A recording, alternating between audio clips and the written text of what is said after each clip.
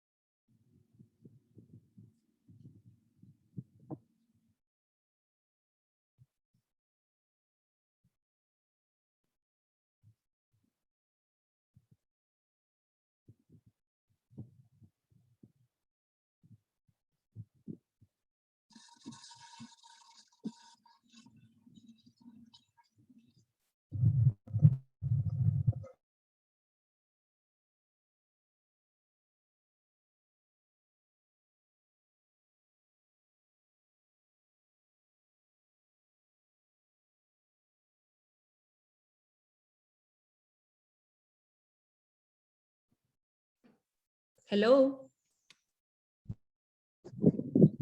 Hello, ma'am. Good evening. Good evening, ma'am. Good evening, ma'am. As ma'am has joined, we will start our lecture series.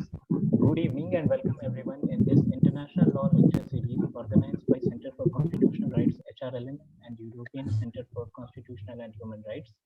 Today we have with us Professor Dr. Chantal Meloni, who will be enlightening us on the issue of torture abuse against the Iraqi prisoners by UK military forces under the examination before the International Criminal Court.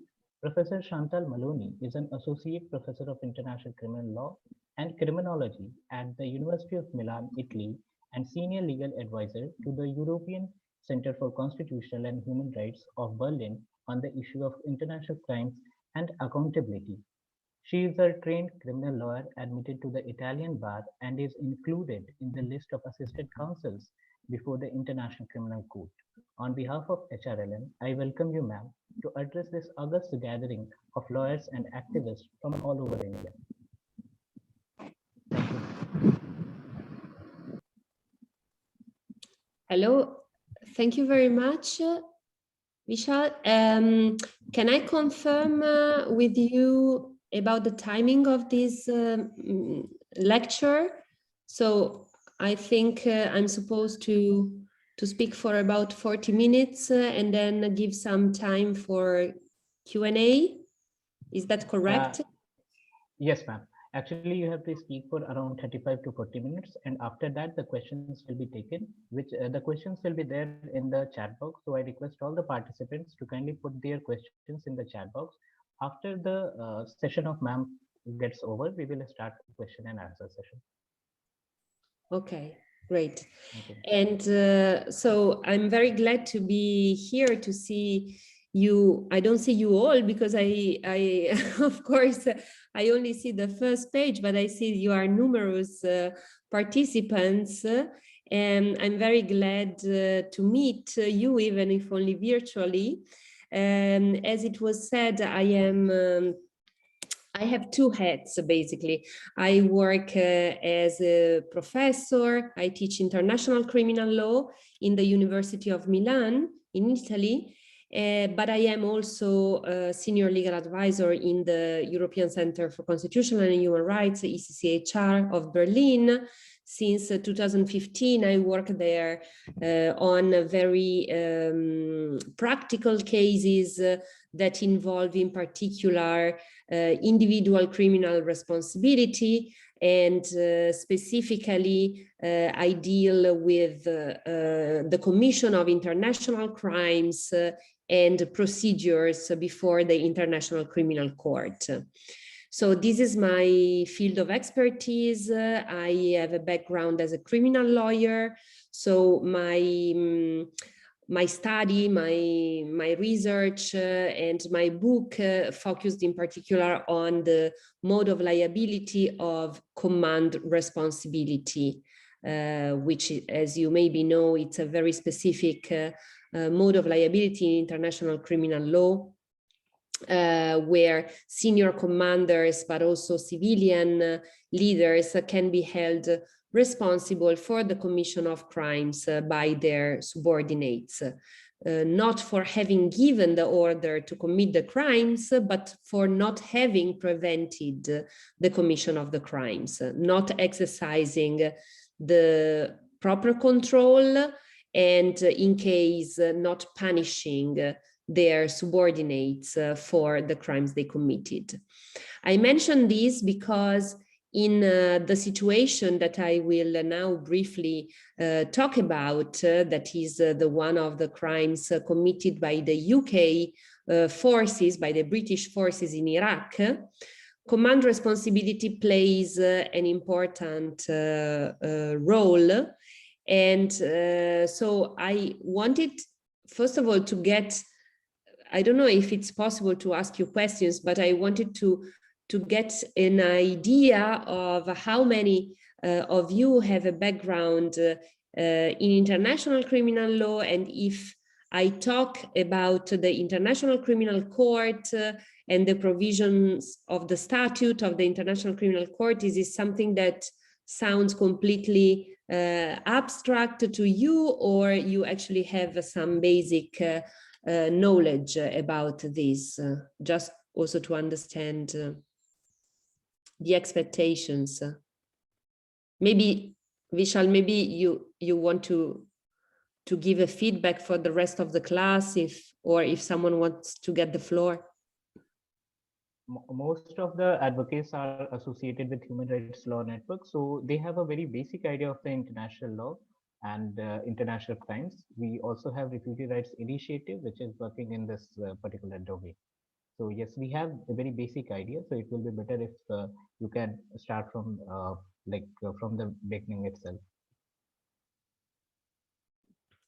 Okay, good.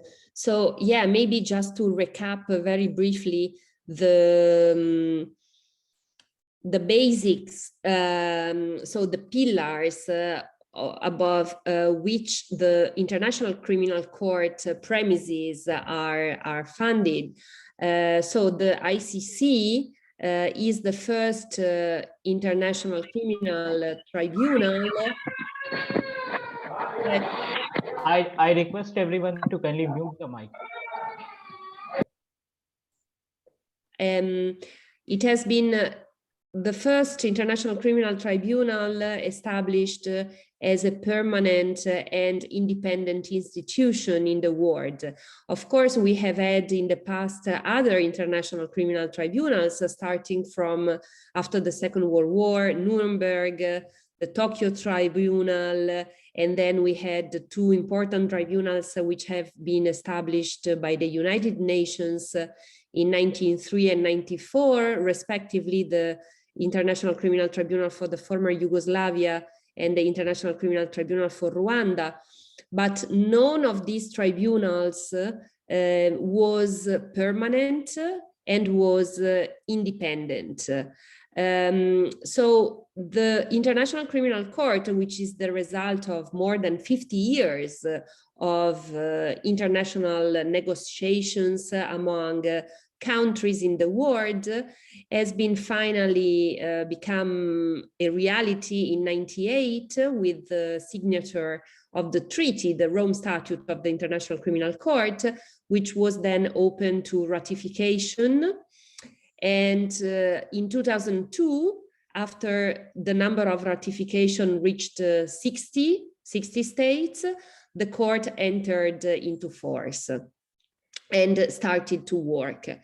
And now, 20 years later, almost, the number of state parties to the ICC has increased, and we are now having 123 state parties in the Rome Statute. Of course, I mean, you know better than me, India is not one of the state parties. and also other very big and very important countries like China, like the United States of America, like Russia, are not state parties to the International Criminal Court. On the contrary, European countries, all of them are state parties of the ICC. Also because this is a precondition to be in the European Union. And in any case, many African countries are inside, many Latin American countries. So what we will talk about today is a situation that involves alleged crimes committed by UK forces against Iraqi civilians, or Iraqi in general, Iraqi people. And so just a clarification here, Iraq as a state is not a member state of the International Criminal Court. So Iraq never ratified the Rome Statute, but the UK did. And this is how the court can have jurisdiction on the allegations, on the abuses, on the crimes committed in Iraq, because there is a principle that is included in the statute of the International Criminal Court, which says that the court can have jurisdiction over crimes committed either in the territory of a state party, but this is not a case because Iraq is not a state party, or by nationals, so when the perpetrators are nationals of a state party. And so this is the case. So we are talking about allegations of crimes committed by UK forces. And why this is important? Because as you probably know, the allegations of crimes committed in Iraq does not only touch the UK or the British, forces. There have been, in the context of the military occupation of Iraq after 2003, there have been many hundreds of allegations of very grave crimes like murder, torture, mistreatment, arbitrary detentions, and rapes and other crimes, not only committed by the UK military forces, but also by the US. But the reason why the International Criminal Court only focused on the UK is that in the case of the US, there was no jurisdiction.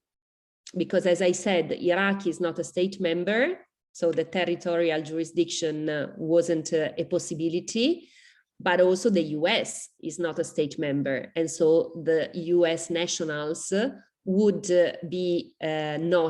not be under the jurisdiction of the ICC. So the UK forces are, because UK ratified the Rome Statute. So these serious allegations that I am talking about were,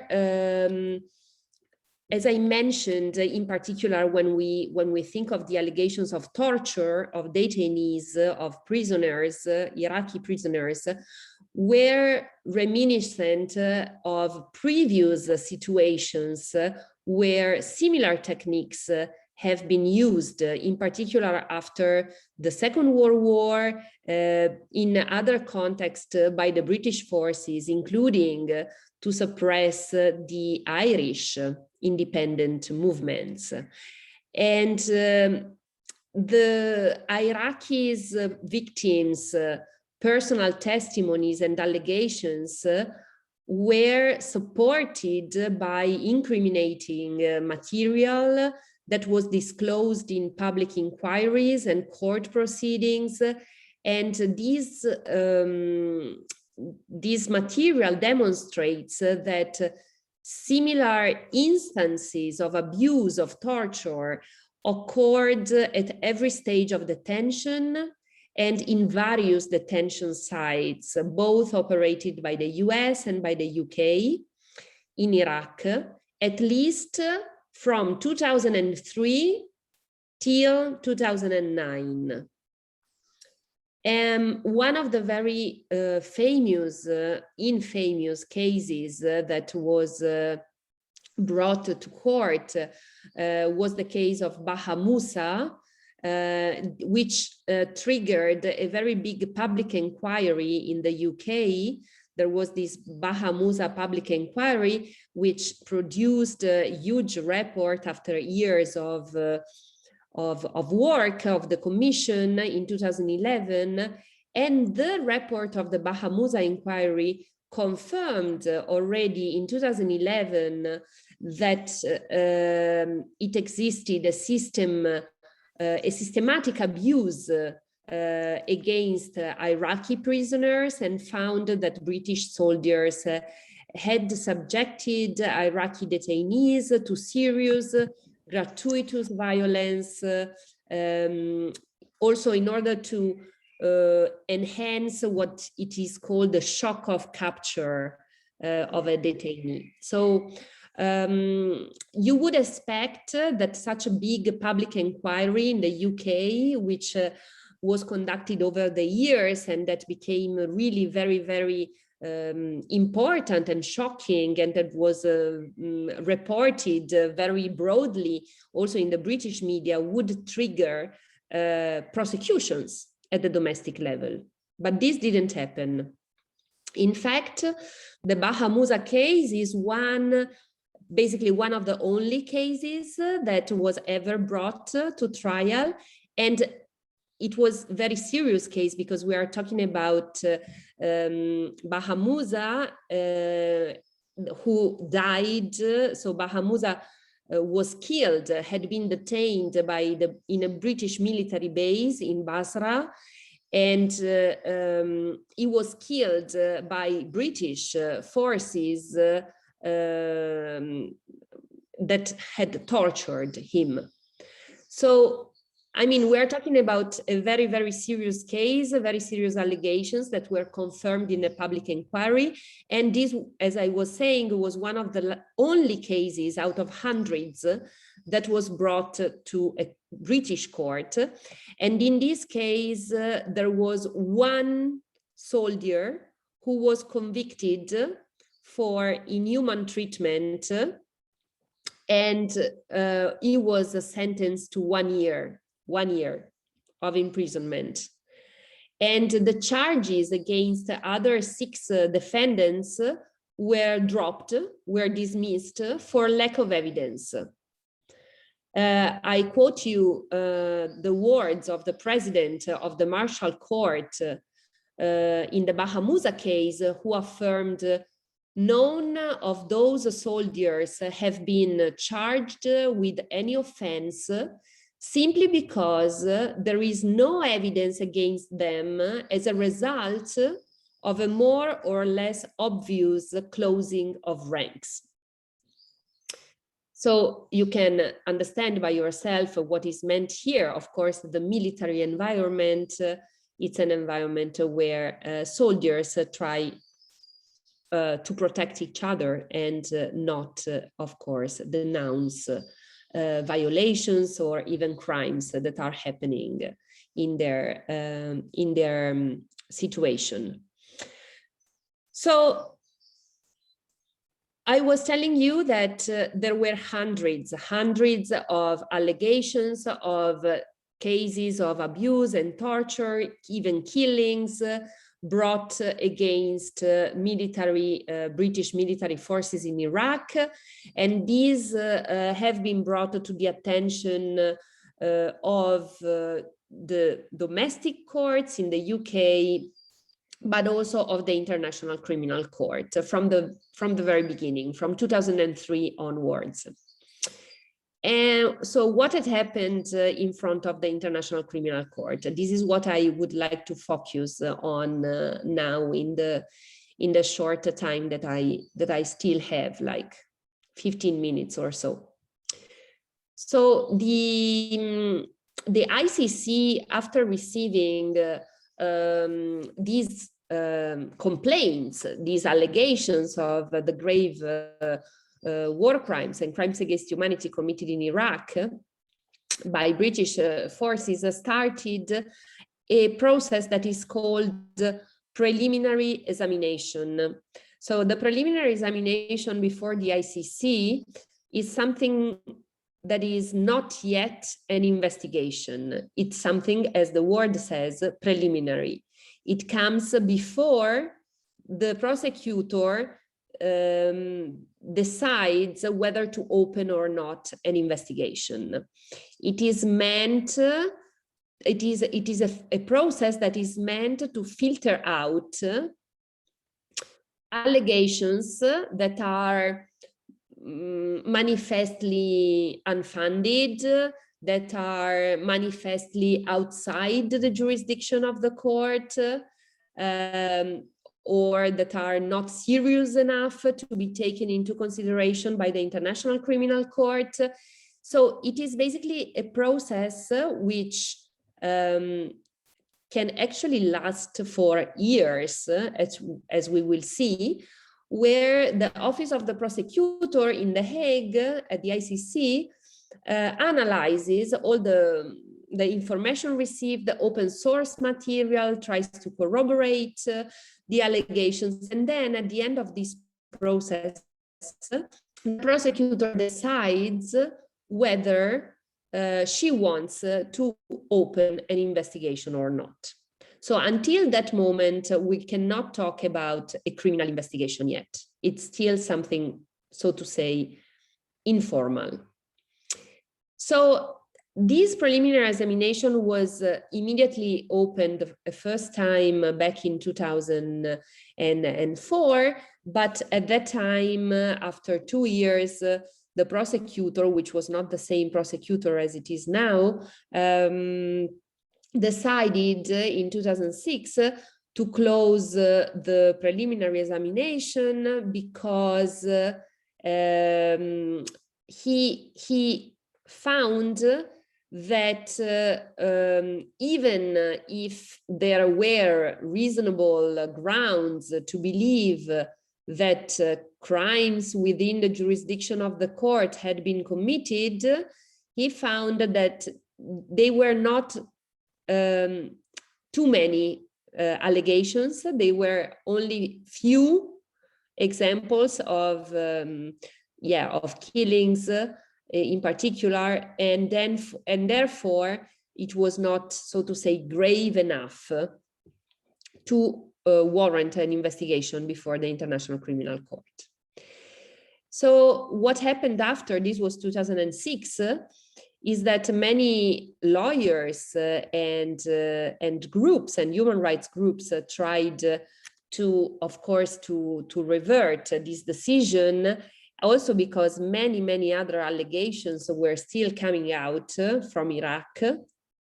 And the center, the European Center for Constitutional Human Rights, so ECCHR, brought a very detailed and long criminal complaint that is called actually communication in the language of the ICC statute.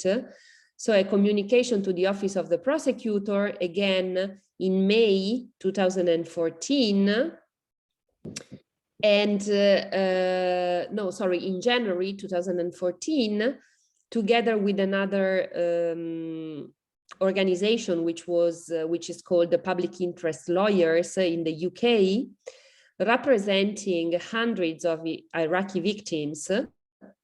And this very detailed communication, which was including many cases of torture, of illegal arbitrary detention, of abuse, of mistreatment.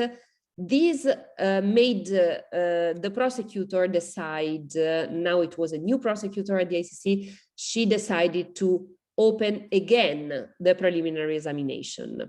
So in May 2014, the prosecutor, in light of the new information received, announced that she was reopening the preliminary examination. So remember, May 2014. So as I was telling you, indeed, what had happened in the meantime is that many, many more allegations of abuse had emerged, allegations that showed a pattern, a system, not just a number of separate allegations, but the techniques used, the kind of methods used showed that there was a system in place to torture, to abuse these Iraqi detainees. And that this was not the result of personal misconduct on the part of a few individual soldiers, but rather it was a wide-ranging systematic abuse by UK service personnel against civilian detainees. And we're talking about, I'm sorry, I mean, trigger warning, we're talking about sleep deprivation, food deprivation, water deprivation, physical assaults, beating, burning, electrocution, mock executions, rape and threat of death and threat of rape, torture, and many other kinds of violence, exposure to extreme temperatures, cultural and religious humiliation, sexual assaults and sexual humiliation, forced nakedness, including, again, touching genitalia, forced or simulated sexual acts, and forced exposure to pornography or sexual acts between soldiers. So we are talking about a wide range of really horrible conducts, which unfortunately are recurrent, and we have been exposed to these also in other contexts, including, as I was telling you, the UK occupation also of Iraq and Afghanistan, and the allegations that came out from Guantanamo, as you maybe know. So the UK government submitted a response to the ICC and said basically that all allegations were taken care of. The UK established a mechanism that was called the Iraqi Historic Allegation Team, IAT, and affirmed that the UK national system possesses highly effective and robust investigative and prosecutorial arms that are plainly capable of and are implementing a genuine and effective strategy for investigating all allegations of war crimes. However, when the year passed, it became clearer and clearer that all these systems that had been put in place formally, yes, by the UK was not effectively investigating the allegations, and there was no prosecution, most importantly, resulting out of this historication team. In particular, from the perspective also of ECCHR, my organization, which submitted the complaint in 2014, what was dramatically missing was any focus on superior or command responsibility that I was telling you about at the beginning. So it's not only about the responsibility, the conduct of the individual soldiers. Of course, they are the ones who perpetrated the crimes, but here we are talking about a system that was most probably was designed, or at least was accepted by the highest echelons of the military, but also possibly of the civilian levels in the UK. So we are talking about a responsibility that goes very high up in the chain of command. And here it was very clear that there was absolutely no intention to tackle this level of responsibility in the UK. So, as you remember, I told you that this preliminary examination was opened in May 2014. In December 2020, so 6 months ago, not even, the preliminary examination was brought to an end by the prosecutor of the ICC. And this final decision is accompanied by a report that is called the final report. If you are interested, I can send you the link, but you should also have it maybe in the abstract that I sent you already. It's a long one, it's almost 200 pages, to explain the decision of the prosecutor again to close the preliminary examination without opening an investigation.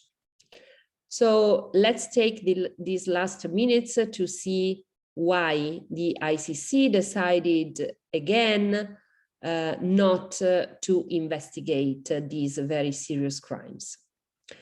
So I will try to be schematic because, as I said, it's almost 200 pages. So of course I cannot give you the content of the detailed decision, but let's see what are the main arguments of the prosecutor.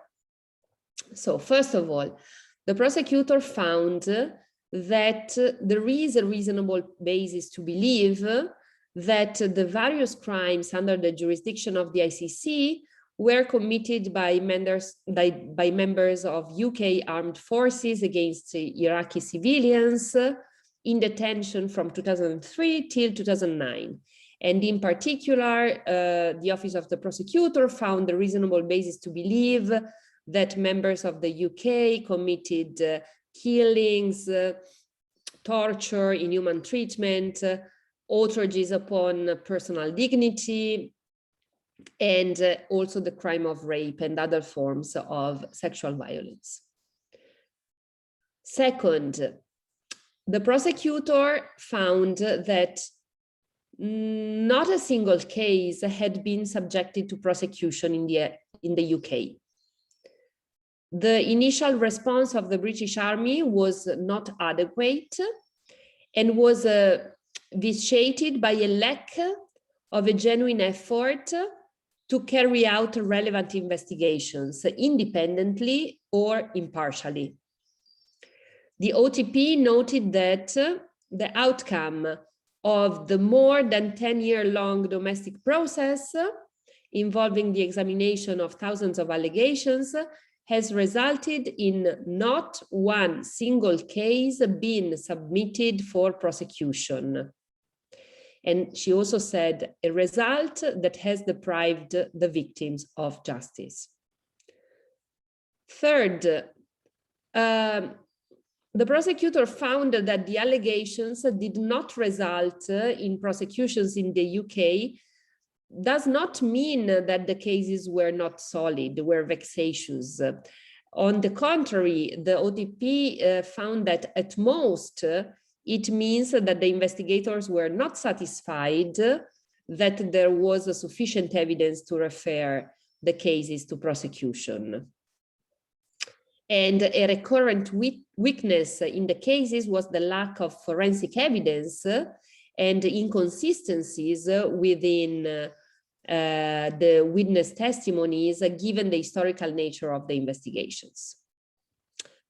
The prosecutor also found that hundreds of civil claims, so request of reparations in the UK, which had been brought by Iraqi victims,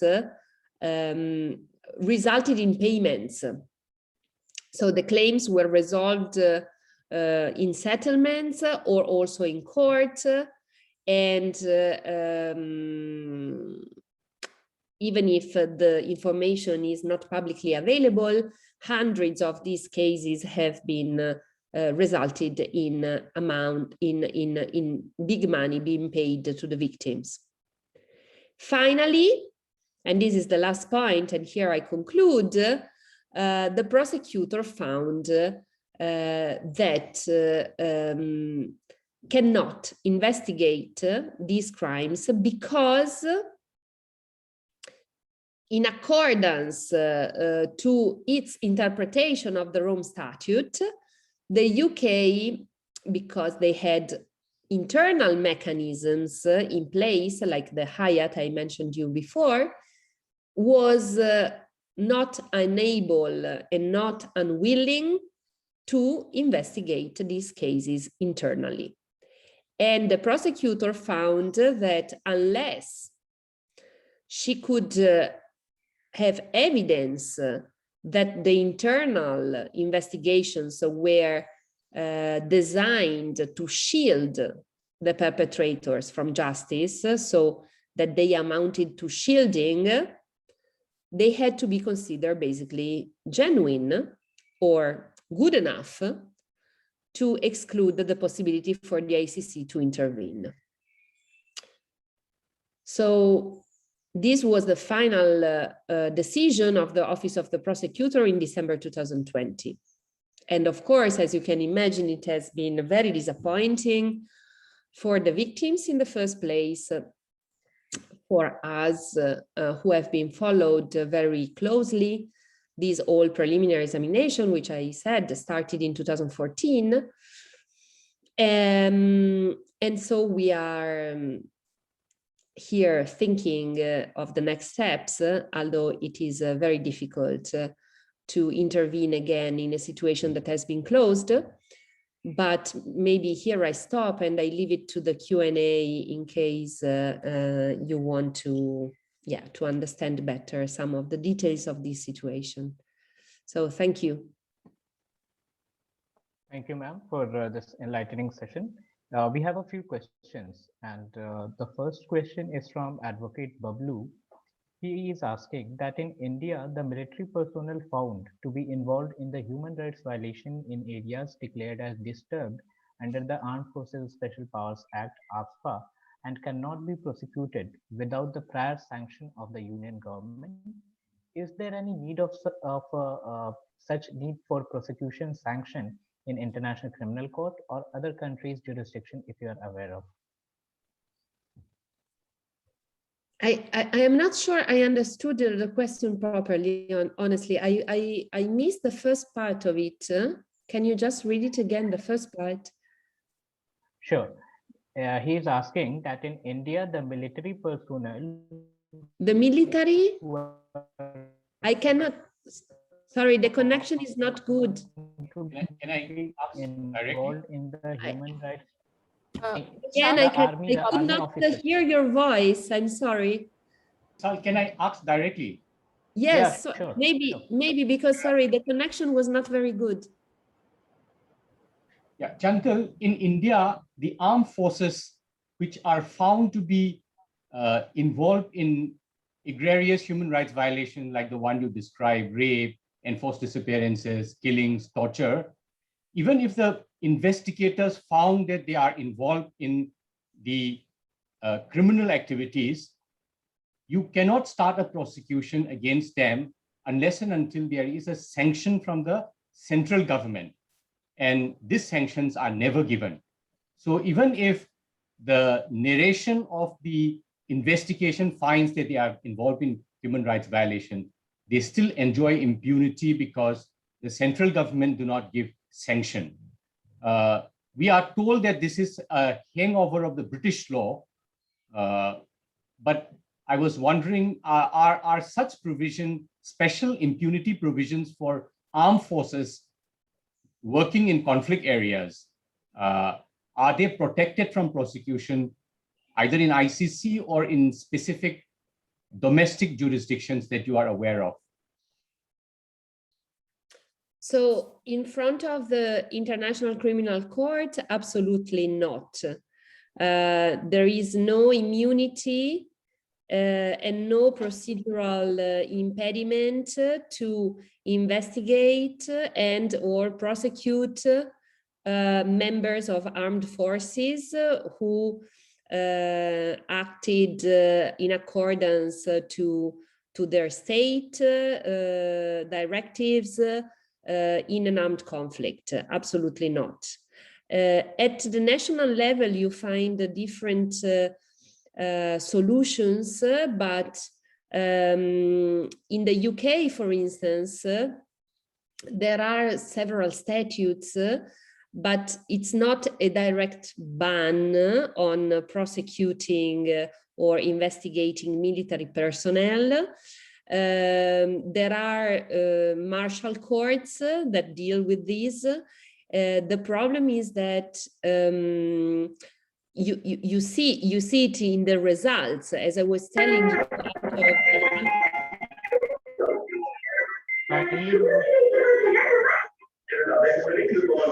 Kindly mute Mrityunjay. Mrityunjay, kindly mute yourself. So you see it in the results. Out of 100 of allegations and that should have resulted in criminal prosecutions, there were no convictions. There were literally one or maybe two convictions, also to very, very lesser offenses, because even if it's not officially said that the military should not be sanctioned, in the end, the system is a system that gives them factual impunity by not bringing these cases to prosecution. They set up a special inquiry, public inquiries. There are all kind of maybe political debate, but no criminal justice. Thank you. So next question we have from Shubhankar. He is asking that what are the rights of the detainees which must be protected under the international statutes? I mean, the situation that we are talking about, it's already very ambiguous because the United States and the UK in Iraq were using the rhetoric of the war, right? And that was the war on terror. In those years, for sure, 2003, and so it was, that was the years of the military occupation in Iraq. And so actually we should properly speak about prisoners of war, because if we are talking about a war, it's a matter of international humanitarian law and not law enforcement. So it's not even only detainees. They should have provided the protection that is given to the prisoners of war who are protected under the Geneva Conventions of 1949 and the additional protocols of 1977. So we cannot now go into the details of the level of protection.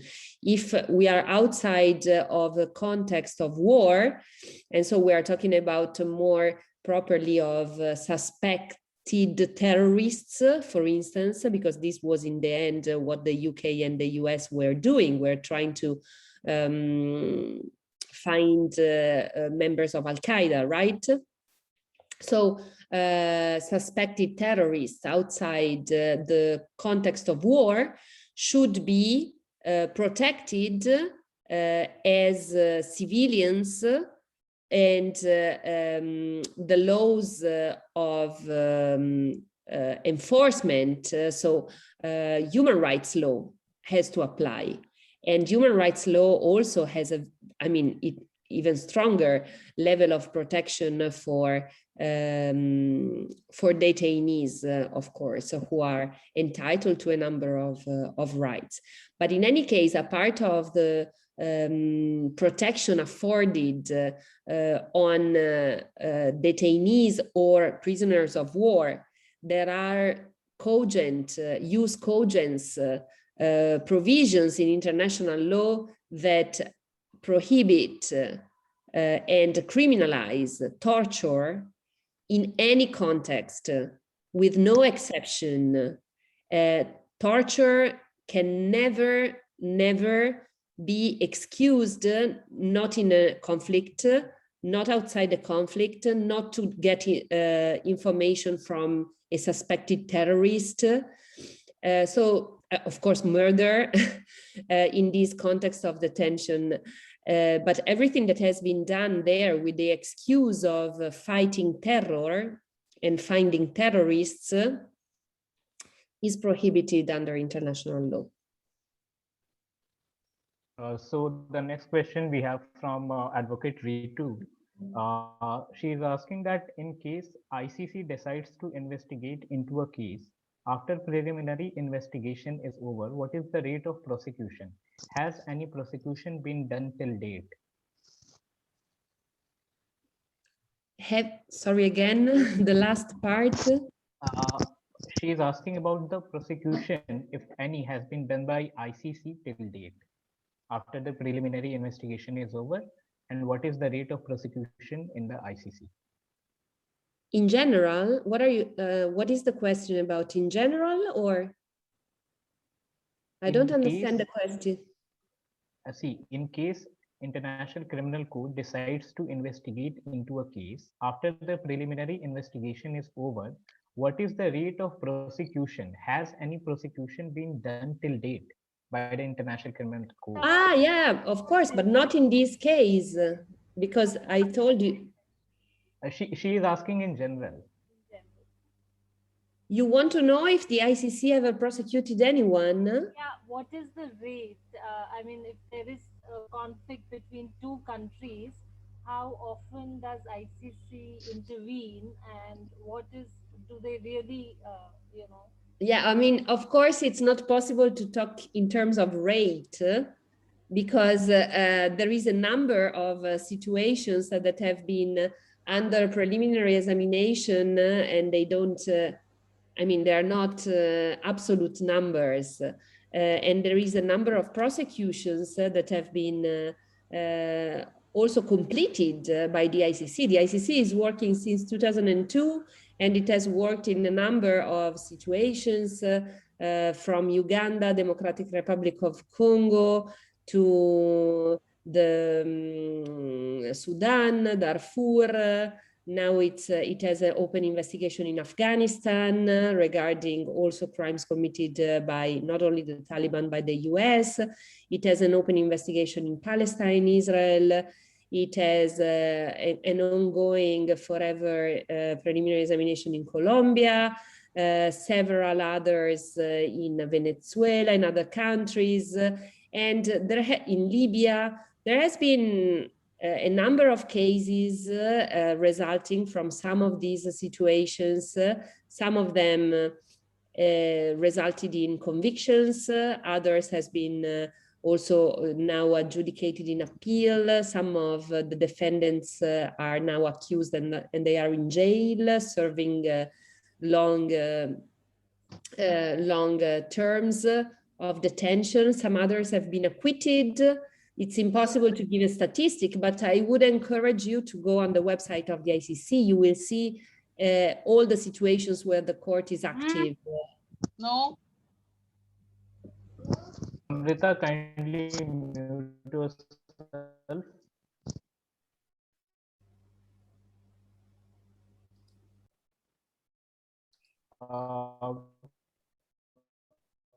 We have next question from Jisha Sarkar. She is asking that what are the requisites for the proof of shielding? I'm not sure I understood. What is the requisite for the shielding? For the proof of shielding. I mean, the prosecutor here took a very high threshold. She wrote in the final report basically that they were not able to prove the shielding of the UK against, with regard to the perpetrators,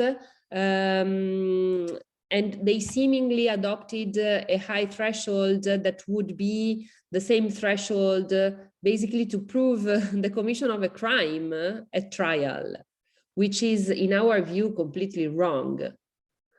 Because if you go through the report, the final report of the prosecutor that I just summarized to you, you will see there are really many pages that give you already enough information and evidence that actually the UK system of so-called investigation was designed to shield and not to prosecute the responsible ones. But it was the first time for the prosecutor to interpret this provision, and they decided to go for a very high threshold, which again, in our view, not only is wrong because it didn't allow this situation to reach the stage of investigation, but it's very worrying for the future, for other situations. We are worried that if this is the standard adopted by the ICC, basically it will be mission impossible to investigate anything where a state just does the very basic minimum, establishes a mechanism or so, and they are not so blatant in saying, okay, we don't want to prosecute anyone. We are worried that this will become the standard for the ICC to say, okay, then the state is taking care of it. The next question is from Jannat Luthra. She is asking that it is alleged that the ICC is only active in cases involving African countries and not other regions. What do you think about these allegations? Yeah, I mean, it's true that this was a critique that has been voiced against the ICC for years, especially, I would say, until few years ago. Now things have changed a bit. But indeed, it is a reality that for the first 10 years or so of activities of the court, basically only African situations were under investigation, and only African cases were prosecuted by the ICC. This has many reasons. In my view, it has nothing to do with racism or a bias of the prosecutor against Africa. It has to do with also worrying, but political, I mean, with the fact that for practical reasons, for the ICC was possible and easier to open investigations in some countries, and was not possible and more difficult to open investigations in other countries. And what you also need to consider is that many of these situations of African states under investigations were under investigations because the African state itself asked the ICC prosecutor to intervene. And I'm talking about Uganda, the Democratic Republic of Congo, the Côte d'Ivoire, and the Central African Republic. I mean, we're talking about states that lodged what is called a self-referral to the ICC, asking the prosecutor to become active. At the same time, what we have seen in the past years is that the prosecutor tried its best to open a number of preliminary examinations, but now also of investigations out of Africa. Yesterday, there was the announcement of the investigation open in the Philippines. In March, the investigation against, with regard to Israel-Palestine was open. There is the investigation in Afghanistan. there are a number of investigations active now in non-African states. The next question we have from Advocate Olivia. She is asking that any amendments on the law on uniform immunity in the UK so far, despite the pressure from ICC? Amendment of the law, sorry? Is there any amendment on the law on uniform immunity in the United Kingdom so far, despite the pressure from the ICC? Uniform immunity. Is there any amendment? Yeah, of the law on immunity. In the United Kingdom so far, despite the pressures from the International Criminal Court? Not really. A lot of declarations, but nothing concrete. On the contrary, the UK, the British government has been now discussing for 2 years the passing of a bill which would restrict the possibility to investigate and prosecute British soldiers involved in armed conflicts abroad. This has been seen as very, very problematic by the Office of the Prosecutor of the ICC, who reacted to this and basically said to the UK, just to let you know, if you pass this bill in this way, we will open the investigation. So in the end, the UK government was not so stupid, and they didn't pass the bill in that way. So they excluded the war crimes and the crimes against humanity allegations from the immunity given to the armed forces.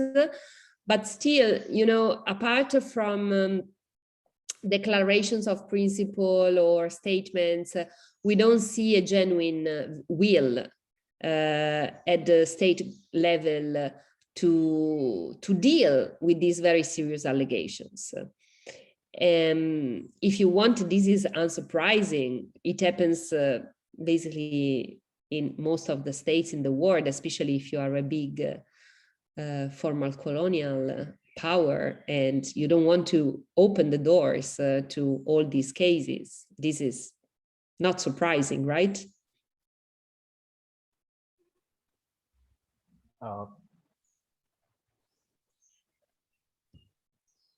Thank you, ma'am, for this enlightening session.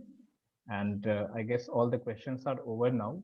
So I, on behalf of the Human Rights Law Network, Center for Constitutional Rights India, thank Professor Dr. Chantal Meloni and all the other past participants who have participated in the International Law Lecture Series, which has been organized by the Center for Constitutional Rights India and the Human Rights Law Network in coordination with the European Center for Constitutional and Human Rights.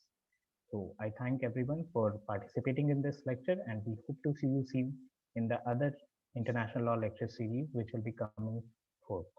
Thank you. Thank you very much for your attention. It was a pleasure. Thank you. Thank you, ma'am. Thank you. Thank you. Thank you very much. Thank you, ma'am. Thank you.